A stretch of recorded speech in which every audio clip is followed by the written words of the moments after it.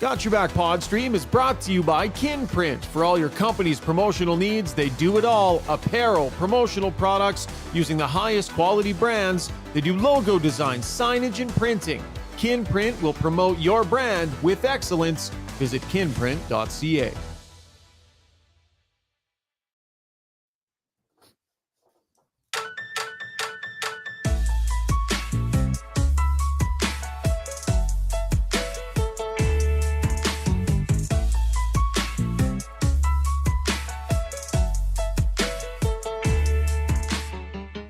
What's going on, folks? Happy Wednesday night to you, and welcome to Got Your Back, YEG. Rishaug and Strudwick. No Rob Brown tonight, but boy, we have a worthy stand-in. Dustin Nielson of The Nielson Show with Lieutenant Eric on Edmonton Sports Talk. Oh yeah, he's back big time over the last week and a bit. Looking forward to catching up with Dusty. I get to be the interviewer. He's always interviewing me, so we switch seats tonight.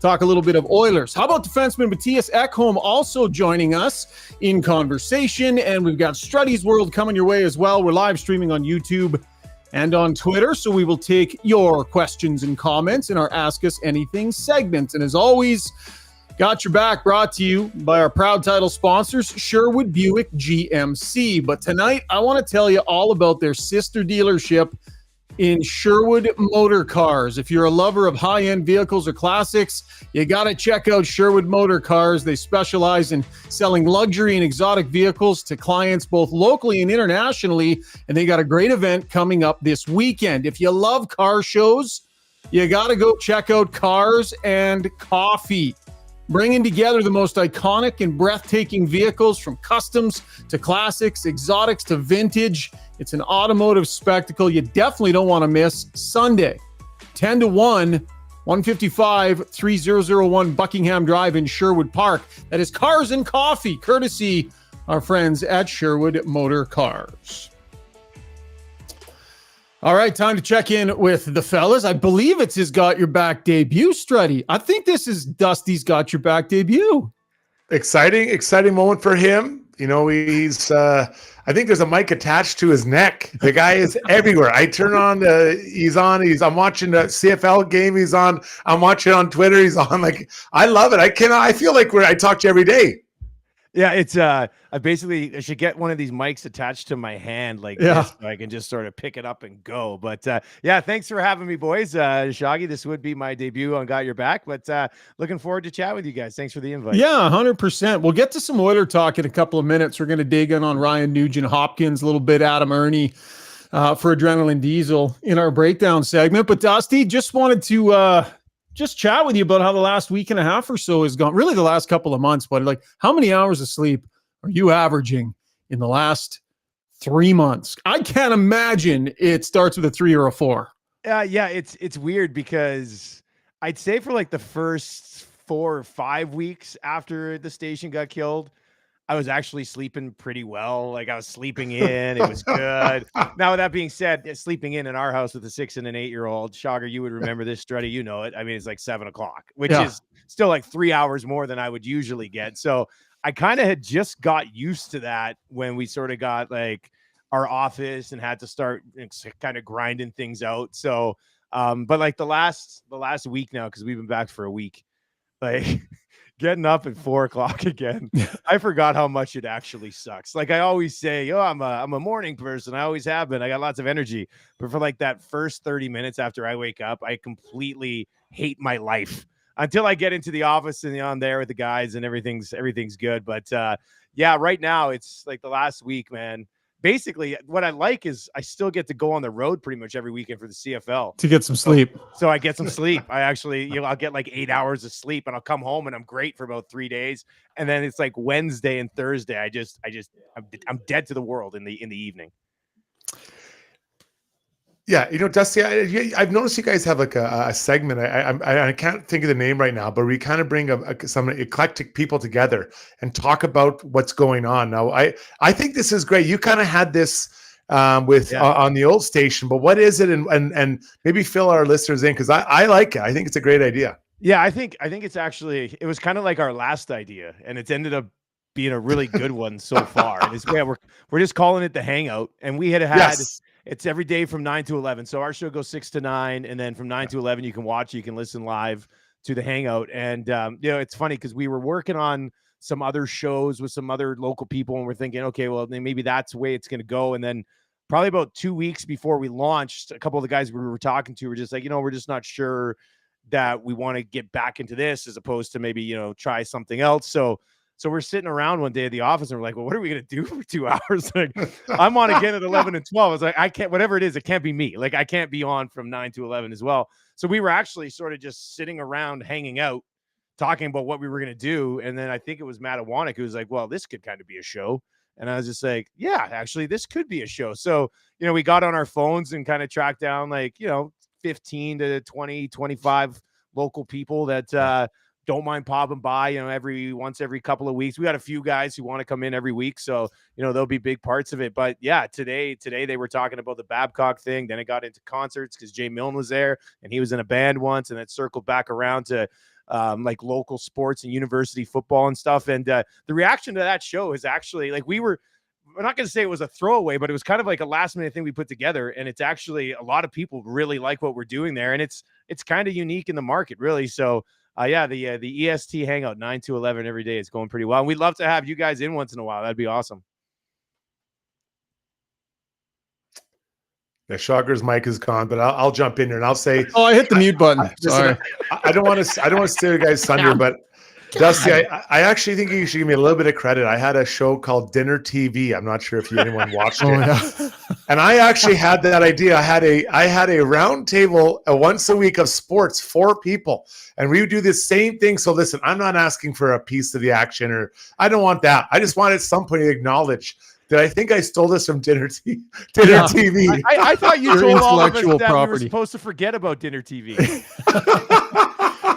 Struddy's constantly claiming intellectual property on this podcast. It's no good. So, Dusty, how's the studio smelling? I wondered. That's a lot of guys hanging around. I don't know if you sprung for AC or not. Like, if I come through the door, what is going to hit me? I think it smells okay, but maybe I'm stinky guy. Like, I don't know. I'm not 100% sure. It's, I like right now. I mean, eventually here, Tommy will be at the rink a lot, obviously when training camp starts and things like that. But right now it's kind of, it's weird. It's kind of, we got a lot of people texting in, like, hey, you guys around? Wouldn't mind popping in, hanging out for a bit. And we're like, man, we got work to do. Like, it's great when everybody pops around, but then for an hour, we're talking to one guy, then another guy rolls in, we're talking to him for an hour. We got stuff to do. Yeah, but we do have AC, so it's keeping things nice, pretty cool around there. We'll see if we have heat when it gets to the winter. I don't know, but we can keep it cool for now. So good question. I mean, we should probably throw a couple air fresheners in there. It's kind of like, it's like a really cool college apartment, essentially. Yeah, I can imagine. Yeah, can't wait to get down there and see it. Dusty, I'm going to let everybody know, when we worked at TSN 1260, every now and then we get an email, and it was addressed to everybody, but it'd be like, hey, let's just keep in mind, we want to keep the offices clean and the studio clean and stuff. And we all know who it was addressed to. Lieutenant Eric. No, yeah, it was Dusty. So Dusty, who is the gatekeeper of cleanliness in the studio? I would actually, I think you guys would probably think it would be Awanek, but it's actually Tommy Gazzola. Tommy Gazzola has Gazzola fixed the toilet this morning. Like, Tommy Gazzola has become a very valuable, versatile piece to Edmonton Sports Talk. So the guys have actually been on me a little bit because we have the beer fridge in the office, and maybe in the afternoon after we're done shows, if we don't have to run out or whatever, we'll have a beer and talk about some things. And I've been known for leaving cans around a little bit. And the other day, Tommy called me on it. He goes, "You're leaving the soldiers all over this place." I said, "Sorry, man. I get busy. I move on to the other thing. I forget what I had." So Tommy has very much kind of become the custodian of sounds like he's stepping out of his place a little bit. Like, I think Tommy needs to get back in line a little bit there. He's chirping at you about the odd can here and there. You're the godfather of this whole thing. Right. You've earned the right to leave some mess around. To me, Tommy rolls in every day at like 8:30. Myself, Matt, and We've been here Eric for 4 hours. At like 10 to 5. Yeah. So he should clean up after us when he comes in. That's awesome. Okay, we're going to get to Mattias Ekholm in our next segment. Had a great conversation with him earlier on today. Talked about his summer, his kids, his family. Talked about what was said in the locker room after the Oilers lost to Vegas. So real solid interview. That's coming up in our next segment. Let's get to the breakdown, though. Brought to you by Adrenaline Diesel, one of our newest sponsors here on the pod. They specialize in heavy-duty truck and trailer repair, performance tuning, parts, and sales. I went down and checked it out. It's unreal. They got 7 gigantic bays. Marty and his crews have big-time high standards. They will leave your truck in great shape like it's right out of the factory. Go to adrenalinediesel.ca. So Ryan Nugent-Hopkins addressed the media the other day, and, the question, he knew it was coming. You're going to be able to get 100 points again? I mean, he knew it was coming. I thought he handled it the first time pretty well.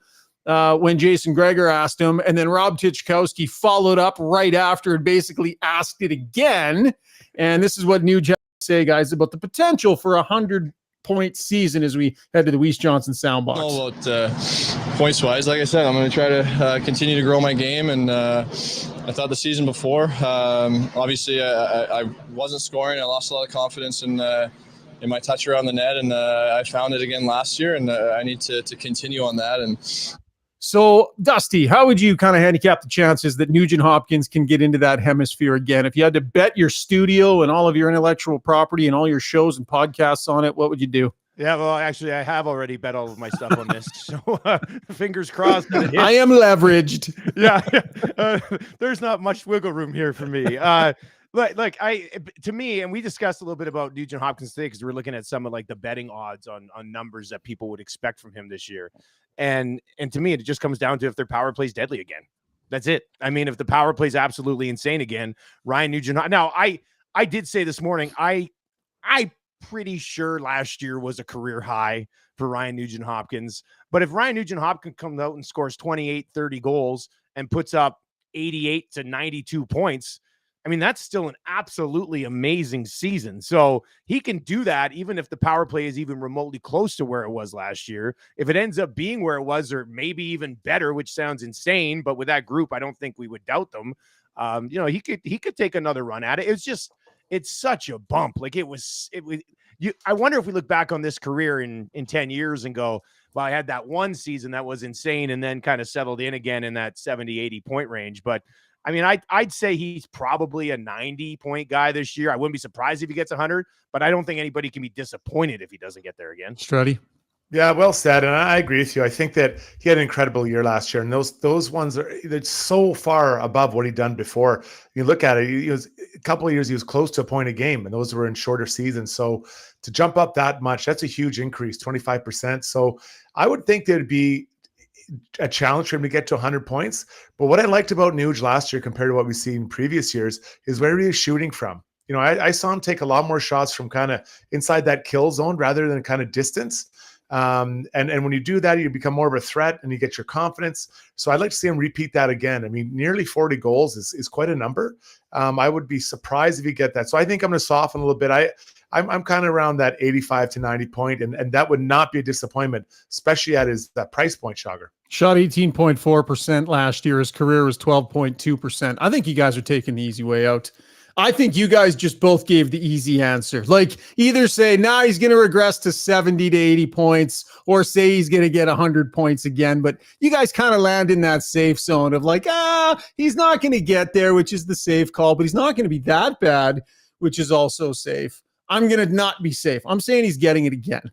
Really? Yeah, I am. And I'm probably going to be wrong. I don't know. We'll see. But I think Connor McDavid is going to come back and be, in supernova mode again. I think Nugent-Hopkins is going to play a ton of time with him again. I think that power play is going to be ridiculous again. I think Leon Draisaitl is coming back healthier than he did last season. He's going to be fantastic. Nuge isn't going to play any less on the power play than he did, as much as Struds wants them to run 3 separate units this season. I mean, I just see every opportunity sitting in front of this guy again. The ratio of goals to assists might change a little bit, but I think the Oilers are going to be an offensive juggernaut. I think McDavid and Draisaitl are going to raise the bar, and I think Nugent-Hopkins is going to hold water. So we'll see. Probably not the easiest call to make, but I do think he's got a really good chance of getting there again.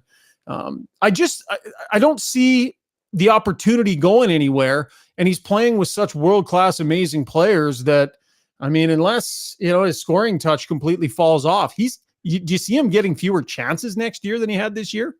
Well, I mean, I would just say you pointed out the shooting percentage. I mean, does that kind of regress back a little bit? If it does, it would kind of bring him down to the high 20s type of thing for goals. I mean, so that's something I would look about. I don't think there's any time you're on the ice with Connor McDavid and or Leon Draisaitl, there shouldn't be fewer chances than you had last year. Like, even at this stage of those guys' career, when you're like, man, I don't know how much better he can get.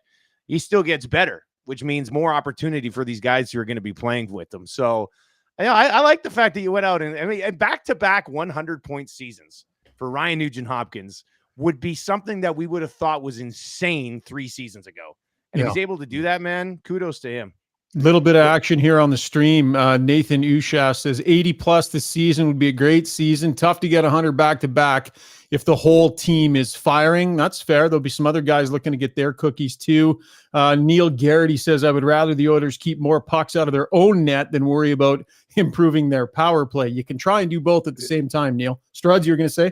And I think that Neil kind of stole my thunder in that one. But, where's the conversation around this team want to be better defensively? Because if you're going to be better defensively, you won't score as many goals. Now, I'm not going to talk power play, but I think I just get the sense after hearing them after that loss against Vegas that they want to clean that up.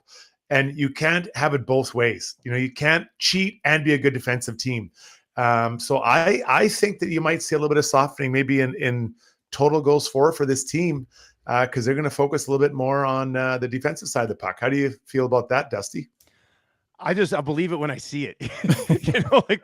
They're just so good offensively that it almost looks like it comes easy to them.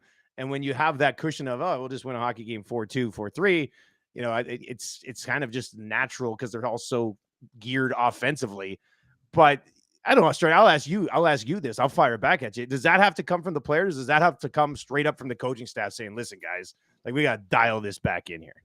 Yeah, I think this is a conversation from the players. They have to decide. I mean, I agree. Like, it's, I don't exactly remember Leon's quote, but he goes, we're really good at winning big games by a lot, but we're not good at losing or like losing small games or something like that. The point that he was making, Struds, was that they can win shootouts, right? They can get themselves into a shootout. They can win the run and gun games. What they're not good at is taking games that they have in hand and making sure they don't let them get away. They need to be better at not letting games get away. So those habits are taught, learned, and become consistent over 82 games. You can't turn on the playoffs. We've seen that now. And I just heard the dejection in their voices after that playoff run. And I just think that I'll put it this way, guys. If they don't learn to do it, they will not get to where they want to get to. Mm-hmm.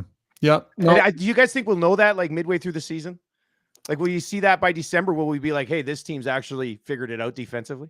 Yeah, I think maybe even sooner than that, Dusty. Yeah. Like, we'll hear them talk about it a ton in training camp. It will be the theme. Need to keep goals out of our net. We'll see in the early going if they can do it. Let's be honest, though, guys.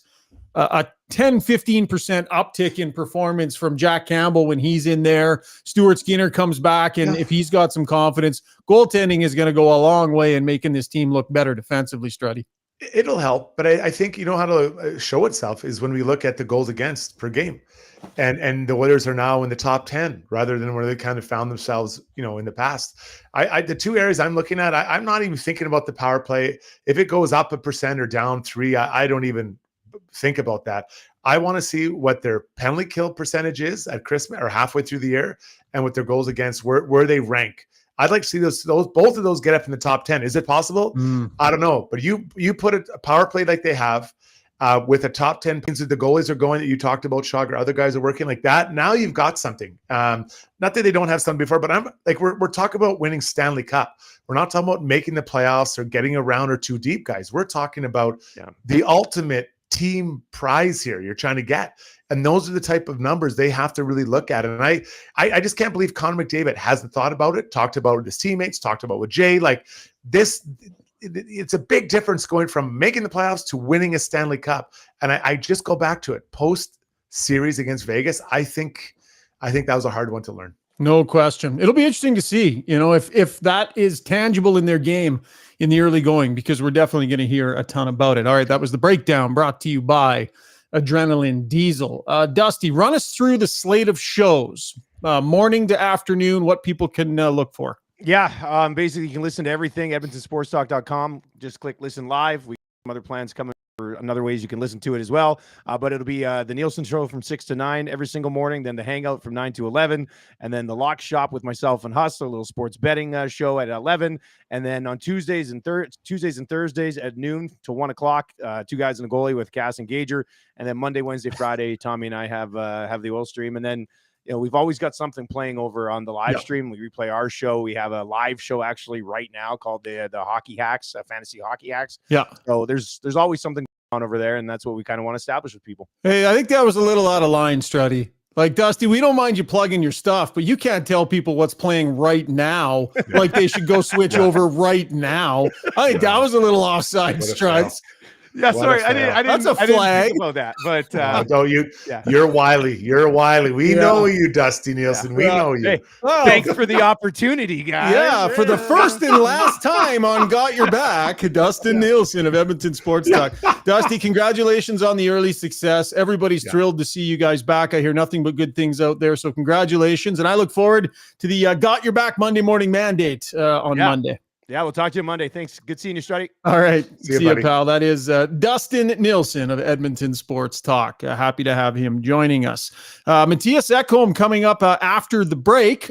Quick commercial, and then we'll get to that interview. Stay with us. You're listening to Got Your Back, YEG, Rishaug, and Strudwick.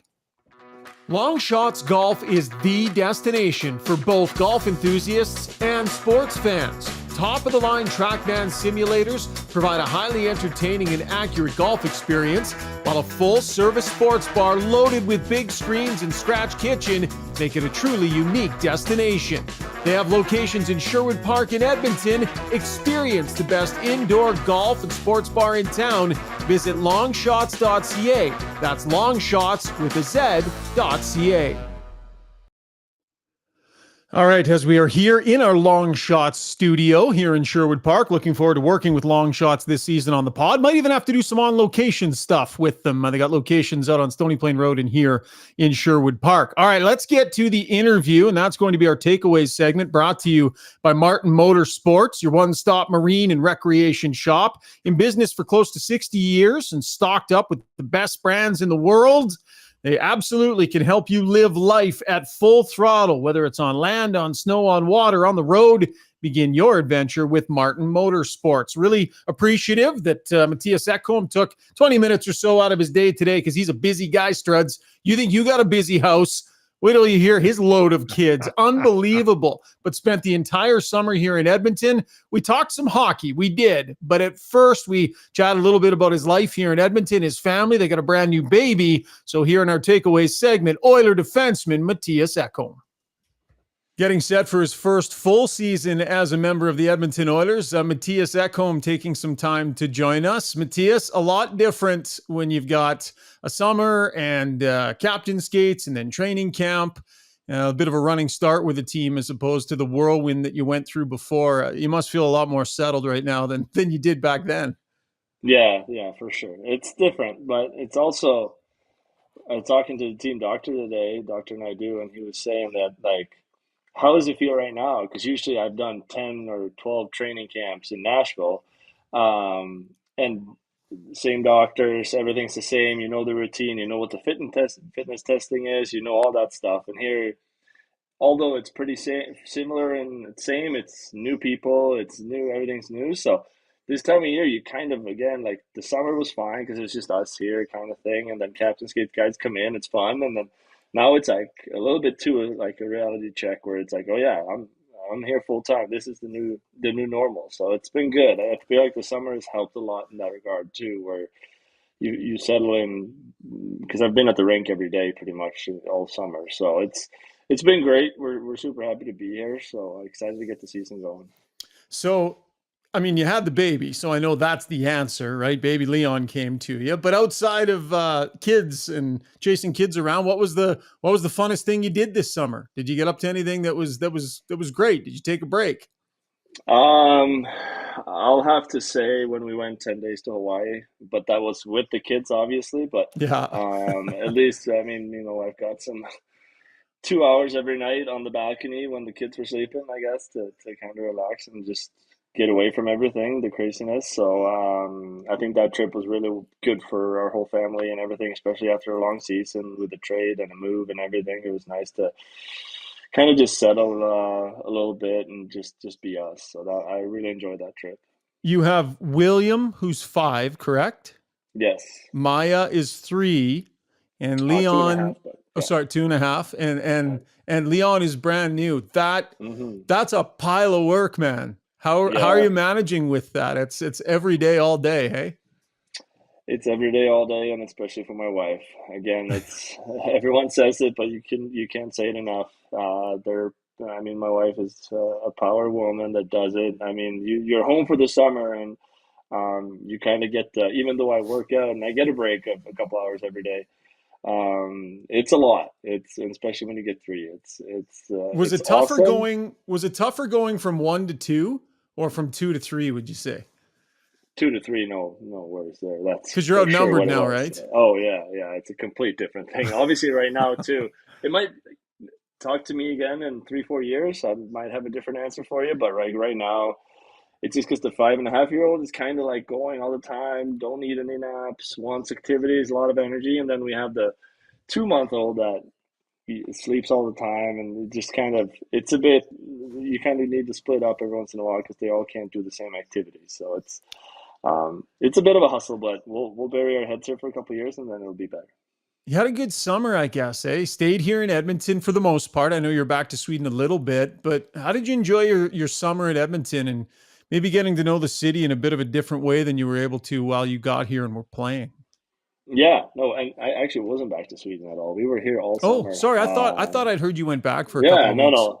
no. Just to be clear, we were here all whole summer. We were to Nice. Hawaii for 10 days, but other than that, we were in the city of Edmonton the whole summer. Got to work out at the rink every day with a couple guys that are here, Hamlin and Skinner and Carter. And then that only that was really good for me. Obviously, I work out by myself back home, so it's a bit different to have guys. And then we had ice available really close to, so we could skate. And then just for the family to kind of get settled. Now we live in a great neighborhood. We have great neighbors. Kids have found their friends along the neighborhood, and we're a bunch to the community center.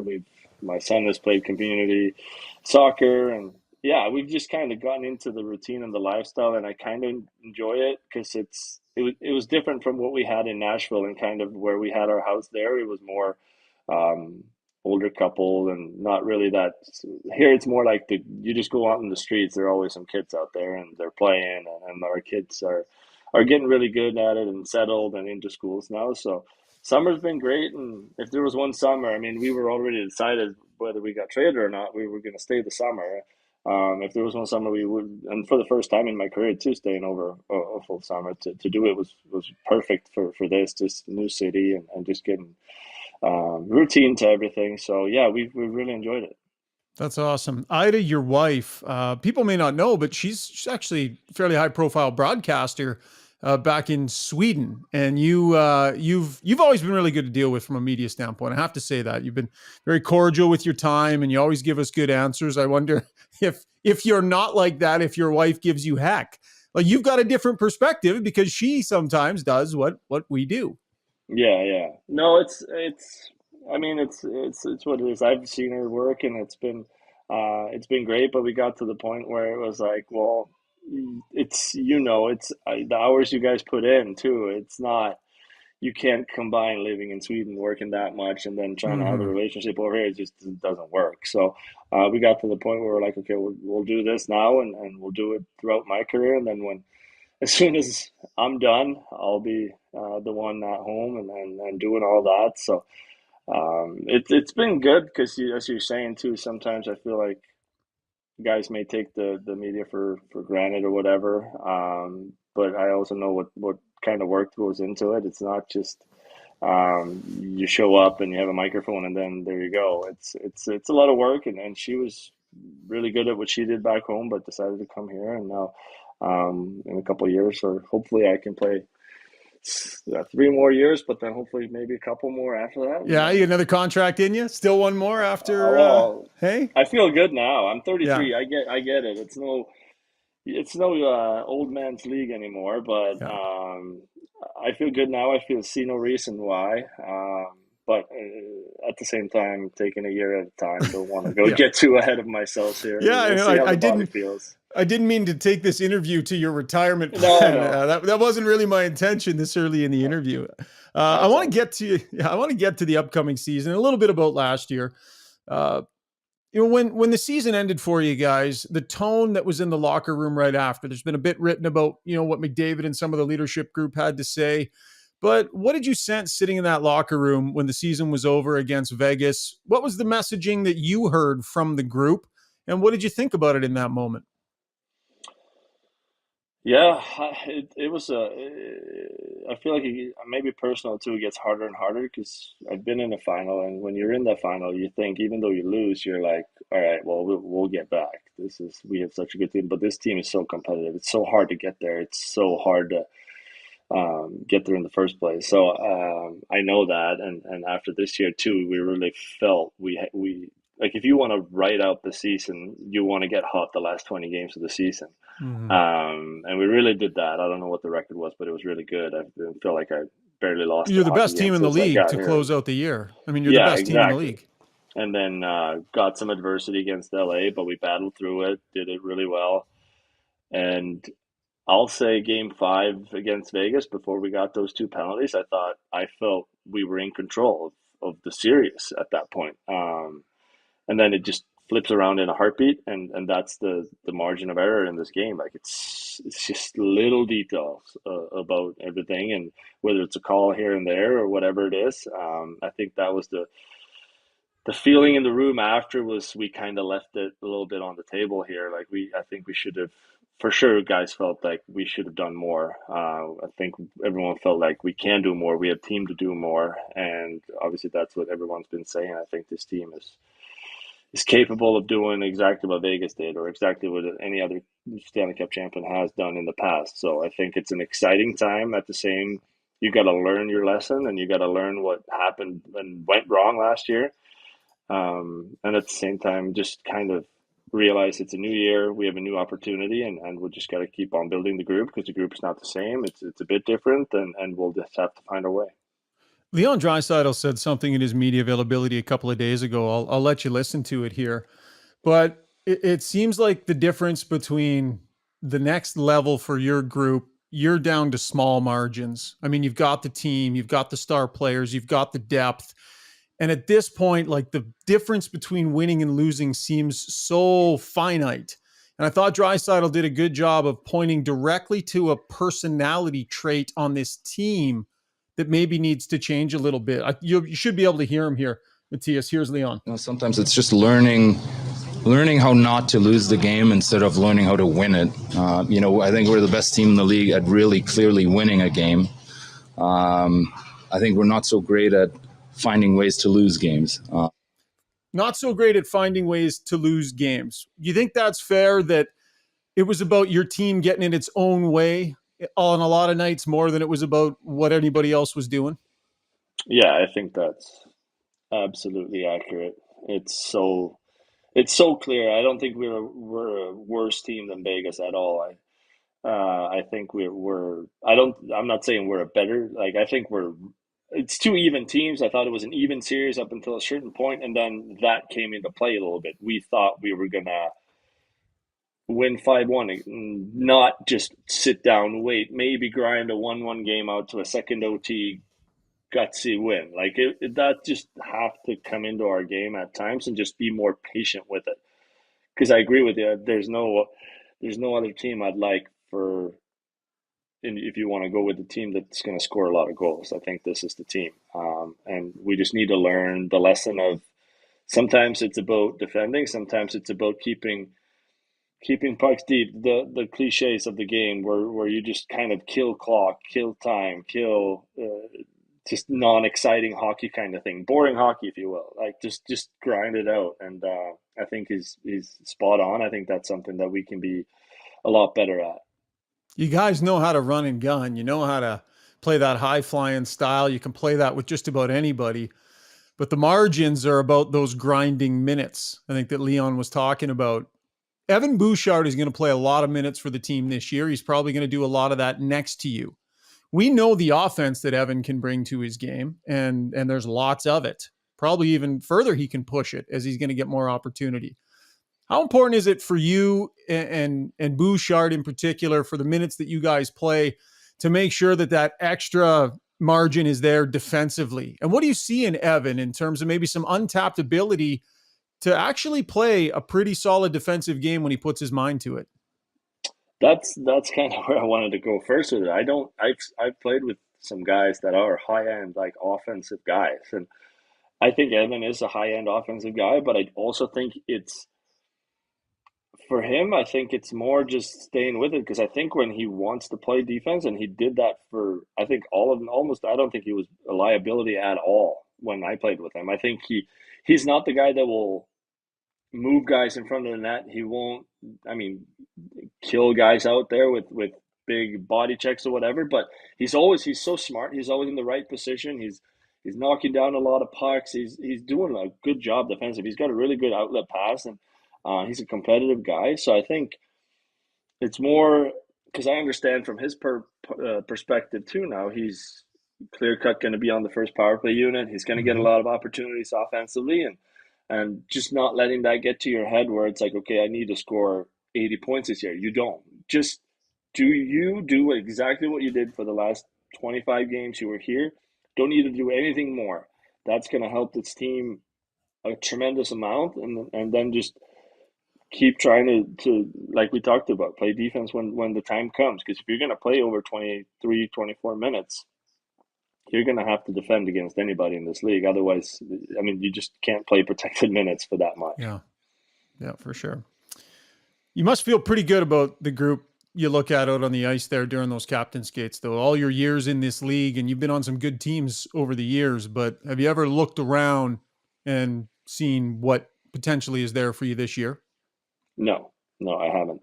That's kind of where we've talked about this, like the boring game or whatever. In Nashville, I felt like we were pretty good at that. It was completely flipped. It was like we always had either it was Pekarine or it was UC Saros back in the net, which were, they both, well, Pekka won at Vezina, but I think Juicy will before his career is done.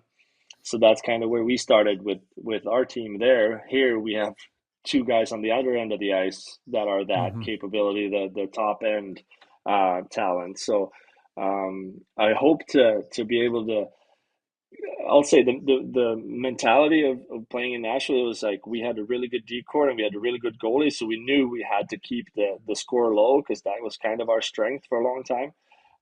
Here it's like opposite. If I do my job in a game, then usually we will win because the goal scoring isn't a problem. The problem can be sometimes where we let up 2 easy goals. So I'm really excited because again, what we did last year.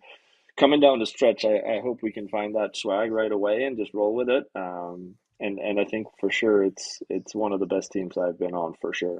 It's going to be a fun one to watch for sure. Mattias, the name of the podcast is Got Your Back. When we have guests on, normally we ask them to tell us a story about a time in their life where somebody had their back, right? Where someone came through for them. But I know some people in and around Nashville that have been around that organization. And from what I can gather, it's more about you having had other people's backs from your time in Nashville. You were kind of the head of the Swedish mafia there. You had a big group of Swedes that you were kind of the kingpin of. And I don't know if there's any stories you can tell us, but from my understanding, you were the one that was always looking out for everybody else. So maybe a bit of a reverse Got Your Back story for this podcast. Well, maybe I should start apologizing because I'm sure there's guys that have held my back in certain situations that I could bring up, but the one that comes kind of to mind was there was one year I know in Nashville we had I think 7 guys from Sweden there, and usually Swedes are pretty quiet. They're good team guys that way. They don't make a lot of noise, whatever. But there's been a couple guys that came through, not to name any names, that wasn't always on point for team meetings, wasn't always on time for team buses, and we had a team service guy there named Brandon Walker, and as soon as everything was going, everything was fine. He left me alone, but if someone was late for something or whatever, he didn't usually call them. He called me and was like, "What the heck's going on?" So there's been a couple of times where I've banged on hotel doors at 6 in the morning because the bus is leaving or whatever. So been trying my best. It hasn't happened a lot. Most of the guys have been very I guess, responsible in that way. But there's been quite a few guys, at least, that have been a little bit of issues. But at times that's been my responsibility. I've always kind of been the oldest guy there from Sweden. So yeah, they just come to me for that. That's awesome. Yeah, I know Brandon too. We go back a number of years, and it doesn't surprise me that he wasn't willing to be the heavy himself. He had to hand that off to somebody else. So, Yeah. Mattias, thank you so much for your time. Look forward to seeing you down at training camp, and look forward to what should be a fun season of hockey for you guys. So much appreciated, and thanks for the time. Yeah, I appreciate it. Thank you for having me, and I'll see you down the road.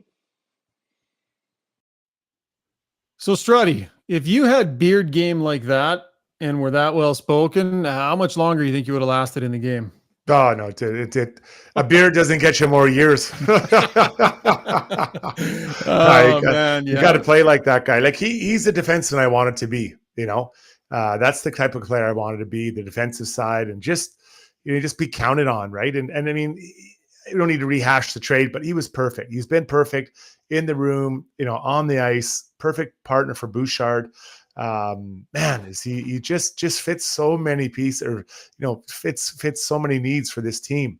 But I love the way he's talking, man. He's talking about winning those boring games, and I've been talking about this for a long time, and not to jump over him, but I mean, you have to be able to win close, tight games, and that goes back to what we talked about Dusty. Like that's what this team needs to bring up, and I think if he's talking about it, Connor's talked about it, Leon's talked about it, I'm sure Darnell's thinking it, Nuge. I mean, that's 5 of your leaders. Those are the guys who are going to tell everyone the way it is.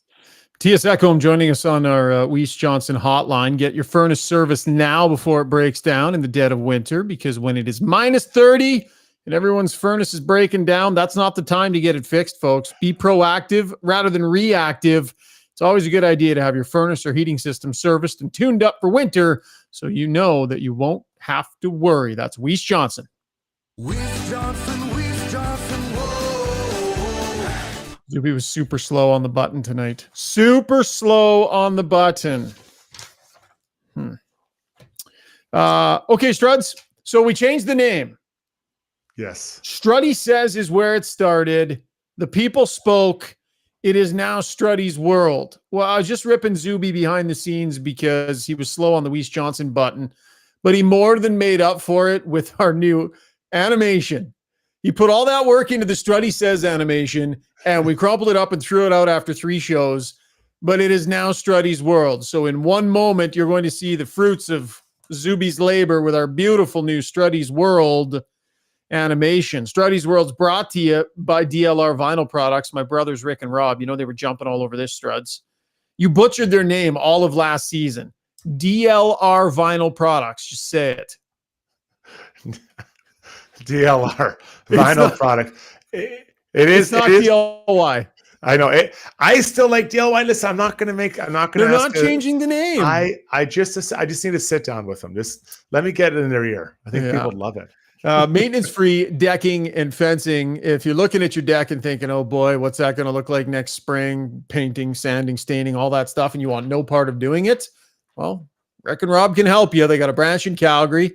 They got a branch in Edmonton. They can provide you maintenance-free vinyl, fencing, and decking. You put it in once. You don't ever have to worry about it. That's DLR Vinyl Products. Zuby, roll the animation. When you make a mistake, heads should roll. Just me and Nick Lachey, window down, shirt off, just loving it. My goal is someday maybe be Forrest Gump. Now that I say it out loud, it does sound a little crazy. Struddy. That's great. That's absolutely great. Good job, Zuby. 10 out of 10. I get often asked to play in charity golf tournaments, and I played in quite a few over my life, and they're fun. Generally speaking, if you haven't been in one, you kind of go out and play with a group of guys or girls, whatever. And then afterwards you go back into the clubhouse and generally speaking, it's a steak sandwich or steak meal is what you have. And then there's the accoutrement, like potatoes and salad, whatever. And there's always bread of some kind. So I've been through this kind of car wash a number of times, but I hadn't seen what happened to a guy who's sitting at my table. Now I didn't catch his name, and it kind of makes it a little bit better, but I get my food. I go out, get my food, steak and whatever, come sit down. I start eating. I don't think about it. Then I see this guy wheel over. This guy had the normal stuff: Caesar salad, baked potato, steak. And on top of that, piled up, was 5 breadsticks. Not 1, 5. Mike, you might have seen at Olive Garden. If anyone's been to Olive Garden, it's unlimited breadsticks. This guy comes wheel over and 5 breadsticks. Now I can't hold myself. I have to say something. I have to acknowledge it. I'm like, hey man, what's with the breadsticks? He's like, I love them. And I don't even know this guy. I didn't play with him. He's like, I love breadsticks. And I knew I'd go back and get them. So I started with 5. I've been in thousands of like buffet lines with my team. No one's taken more than maybe 2 rolls. I've never seen 5 breadsticks come off this guy, off anyone's plate. And I couldn't stop watching him. I couldn't turn away. He ate all 5. His steak, the Caesar salad, the baked potato. This guy it was incredible. And afterwards, I just looked down and kind of gave him the old, tip of the cap, Derek Jeter, good career thing. I don't really know what to make of it. I don't really know where I'm going with this, but all I'm saying is that I saw something I've never seen in like probably hundreds of golf tournaments before. 5 breadsticks. Have you guys ever taken down 5 buns, pieces of bread, anything? Like, he should join. There should be like a hot dog eating contest. He should join. See, this is impressive to me because you said it was with the meal that he crushed these things. See, I can't say that I've never had 5 breadsticks, but it would have been one of those scenarios where we were waiting for a table, waiting for dinner, ravenously hungry, and they had the basket of breadsticks on the table. And so you accidentally crush maybe 2, maybe 3 while you're waiting, while you're drinking your water or whatever. I could see that. But to put it, Zuby, on your steak and make the breadsticks part of the actual meal and crush those, you're wasting valuable stomach space on useless carbs. I would agree, and I'm something of a carb guy, but I would still agree. And certainly, I don't even remember the last time I've been to Olive Garden, but on the West Edmonton there, I've been to that one a few times. Sure. And yeah, the breadsticks are. But now my thing now is I hate seeing food get wasted. And my kids won't eat the crust on their pizza, and I'm mowing crusts now, even though I don't. That would be my equivalent, I think, is I'm crushing crusts now, and that feels like my 5 breadstick meal, and it's not good. I just feel awful after. Yeah, that's a lot. That's the problem. It's a lot of like bread is a lot of weight. It's like pasta, right? It just kind of lodges there. Did they have the sesame seeds on them? Were they like the longer, like really hard ones with the sesame seeds on them? I don't know. They were kind of like the soft. Well, to be fair, I didn't have any, but I looked at it, and I'm very familiar with the breadstick, and it's kind of has that I don't know if it's olive oil they put over top. It's a little bit doughy. They look delicious, and so I tried not to eat too much bread. Like not that I'm Mr. Perfect, but I try not to. But honestly, 5 breadsticks, and we know what's crazy, guys. I was sitting with. Well, there had been 6 other guys counting the breadstick man and me, and no one else seemed to be thinking this was crazy. Am I the only one who's blown away by this guy? Like, obsessed. I'd have been right with you. Although I do have to say, Struddy, one of the most disappointing things about the story, when you told me you were at dinner with this guy and you saw him doing this, I was like, oh, it's going to be a good chirp. What did Struddy pull out of his pocket? What chirp? Because you can be pretty sharp with them sometimes. Hey man, what's with the breadsticks? That's the best you could muster. I didn't know. Well, I couldn't listen. So what happened was they were playing behind us. Like we were, let's say 18A, they're 18B, but we really didn't see them all day. So we hadn't built up a rapport, right? And I have to have a little bit of rapport before I just chop someone's legs. There's got to be natural rapport. You're underestimating the level of rapport you'd have even just by being like, hey guys, to the group behind you as they're waiting. Yeah. Like, you could have. What would you have said if you could have chirped? I mean, like you that would be right in your wheelhouse to just decimate somebody with. It does feel like an opportunity lost. You're right. There's no doubt about it. But I think I was just so taken aback. Like You don't expect to see that. I've seen a lot in my time, but that I've never seen. And it's one thing to go back one at a time, but to bring over 5, like, and I got a feeling he's single. I don't know why. Like and not because he's a good looking guy, was it? I just think that someone who has 5 breadsticks, I don't think that is a relationship. Curb84 is chiming in on the stream suggesting, where did you get those? The breadstick store, ? From Curb84 is once again appearing here on the stream. My favorite line of this whole podcast, we'll call it our gem of the day. I'm something of a carb guy, says Zuby. I got carb body and carb energy. Yeah, I'm something of a carbohydrate guy, I would say. What's your favorite carb? You have one thing. Is it bread, pasta? Like, what do you think? It's pasta. Yeah. I hear you. Like a good, like a gnocchi or something. The texture just absolutely. That slays me. All right. That was a pretty solid Struddy's World, brought to you by DLR Vinyl Products. Time to hit the stream because we've had lots of people hanging in with us tonight. I apologize. I think I might have disabled the comments on Twitter. So if people are trying to comment or chirp us on Twitter, I've accidentally muted all of you. So I apologize. We'll try and get that fixed for next time.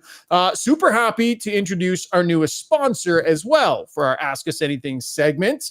Renee Buclan of Maxwell Devonshire Realty. She's known as the Shark of the Park.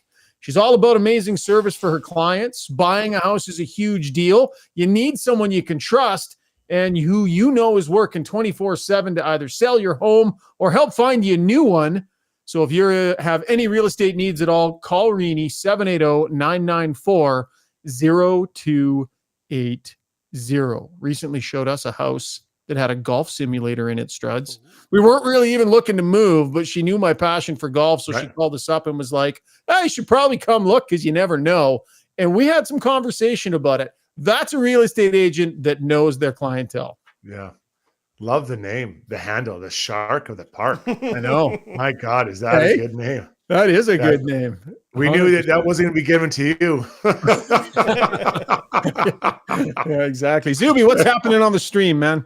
Okay, well, it is called Ask Us Anything, and JL wanted to know if Struddy's Fantasy League commissioner was relieved of his duties, or did he step down? Oh, yeah. No, quick backstory. The first Struddy says at the time of the year, he chooses this opportunity to debut this segment on the podcast by trying to get his fantasy manager fired because he made a little tiny mistake.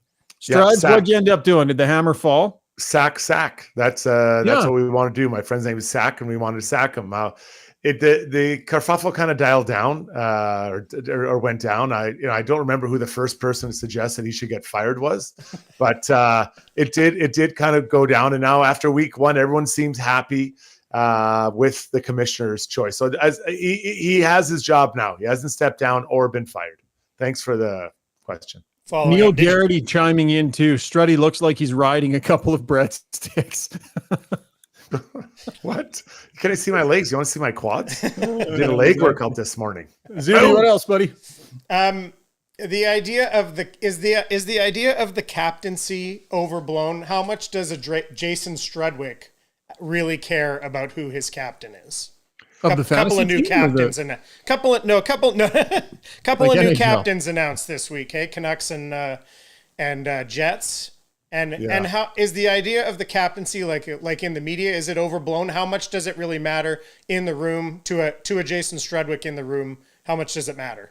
Well, I think it depends where you are in your career. When you're younger, it's really important, I think, because you're looking to them for guidance. But I don't think that, people think that there's one guy who just comes down and just tells you exactly how it's going to be. I think the leadership group, whether that's 3, 4, 5, 6 guys, they all have their own strengths. And whether that's, talking to guys one-on-one, addressing the group, asking for more energy or more accountability, like everyone kind of has their own role. And it's not easy. Like you need a face. I think Canadian franchises need a face to go up there and talk to the media every day or frequently. But when you're in the room, I just think you look to different people for different moments. Like I know Calgary Flames are a team without a captaincy. It sounds like they're going to name one. With so much in flux, I wouldn't name a captain if I was that team. They have so many perhaps guys are going to be moving on or not re-signing or I can't believe they wouldn't trade those guys. I would not name a captain and just let it breathe for a while. Let it breathe and kind of see who comes out the back end.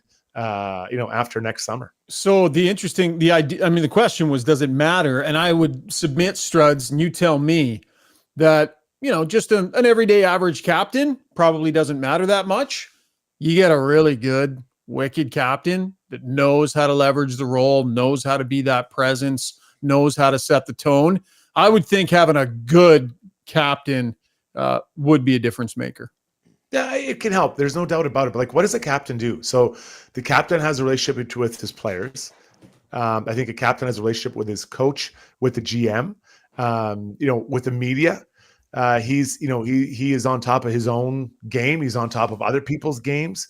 Those are kind of the things they have to do, and you have to challenge the group at times and understand when they're up or they're down or whatever. That's kind of your job. So it's quite a bit to take on. But again, you have what do they call them? Consiglieres.